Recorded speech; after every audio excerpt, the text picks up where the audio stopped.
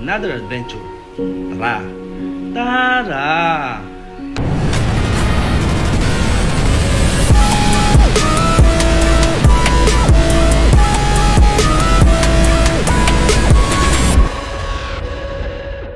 Maulan na umaga sa inyo. So dito tayo ngayon sa Ruhe Sweets, kung saan magbe-breakfast ulit tayo dahil meron tayong sponsor na free breakfast dito sa Ruhe Sweets. So tara! Tara!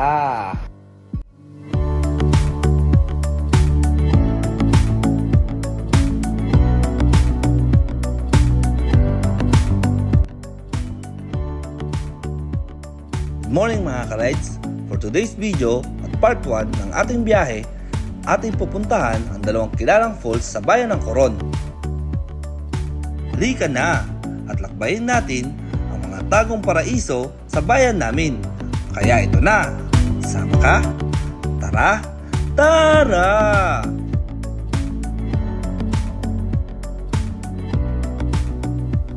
Para sa unang destinasyon ng ating biyahe, ang una natin pupuntahan ang Killian Falls.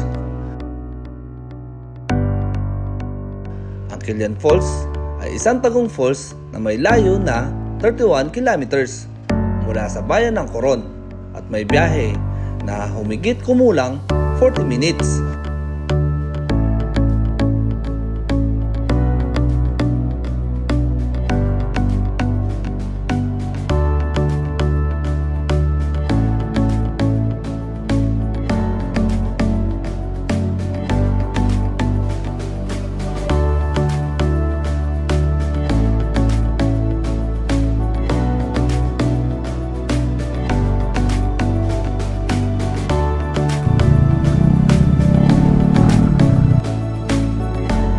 Kailangan mo ng halos 20 minutes upang lakarin at akyatin mula sa parking area. Papunta na tayo sa falls. So meron tayong 20 minutes papunta sa Killian Falls. Tara! Tara! Siya nga pala mga ka-rides, may entrance fee dito na 20 pesos. Kaya barya lang sa umaga. Kung pupunta kayo, ang katulad sa pagpunta namin.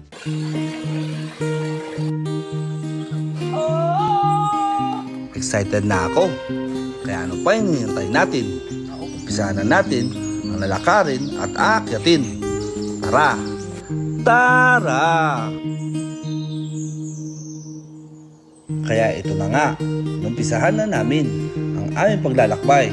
At ito ang ilan sa mga maaari mong makita kung nais mo din mabisita itong Killian Falls. Talaga nga namang nakakawala ng pagod. Kahit medyo matarik at nakakalito ang mga daan, ako man ay medyo nalito sa dadaanan. Kaya paalala, sumunod kayong mabuti sa binigay na instruction o magsama kayo ng guide upang hindi magaya sa amin na may konting pagkaligaw. Wala ka naman na ibang pupuntahan dito. Sundan lang daw yung kasabihan. At natapos ang aming paglalakbay na inaasahang 15 minutes na inabot ng 20 minutes. Dahil may konting pagkalito sa daan, narating din namin ang lokasyon ng Killian Falls. So what's up guys? Nakarating na tayo dito sa Killian Falls. 20 minutes bago kami nakapunta dito. Dapat nga 15 minutes. Medyo naligaw-ligaw kami sa mga daan. So ito na. Ito na. Ito na. Sayang lang mga ka-rides, hindi natin naabutan sa tamang pagkakataon na may lakas ng buhos ng tubig mula sa palon na makikita lamang sa pagitan ng Mayo hanggang Nobyembre na panahon ng tag-ulan. Kaya ito lang ang bumungad sa atin, ang manlinaw, malinis at napakalamig na tubig. Halos di nga ako makagalaw sa sobrang ginaw sa unang tubog. At yun na nga, sinulit namin na masolo ang buong lugar dahil sa kapayapaan at sariwang pakiramdam na binigay nito. Good job mga ka-rides, kakatapos lang natin mag-swimming dito sa Killian Falls. Then proceed tayo sa isang falls dito sa Gucci Falls. Tara! Tara! Lipas ng ilang sandali na pagligo at pahinga muli na kaming naglakbay, pabalik at bumiyahe para sa ikalawang destinasyon, ang Gucci Falls. Mas malapit ng konti kaysa sa Killian Falls na may layong 27 kilometers lamang o biyahe ng sasakyan na 30 minutes mula bayan.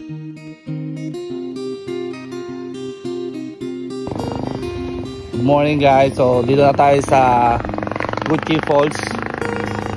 So galing tayo dito sa Killian, then Gucci Falls naman. Samahan nyo ako puntahan ng falls nila. Tara! Tara! Eto na nga, makalipas ang 10 minuto na pagbalik sa biyahe mula Killian Falls, narating din namin ang papasok sa Gucci Falls. At ito naman ang inyong madadaanan sa Gucci Falls. Hindi gaya sa Killian na medyo matarik at madulas, dito sa Gucci Falls ay medyo relax. Ayun na nga guys, nakating na tayo sa Gucci Falls. Yung mga gustong pumunta dito sa Gucci Falls, meron pala silang entrance fee na 20 pesos per head. Lipas ng 10 minuto na paglalakad, narating din natin ang mismong Gucci Falls. Take note guys, may cottage fee dito na 150 at 200 pesos. Depende sa laki o dami ninyo. Maligo at ginawin ka din kasama namin. Ano? Tara! Tara!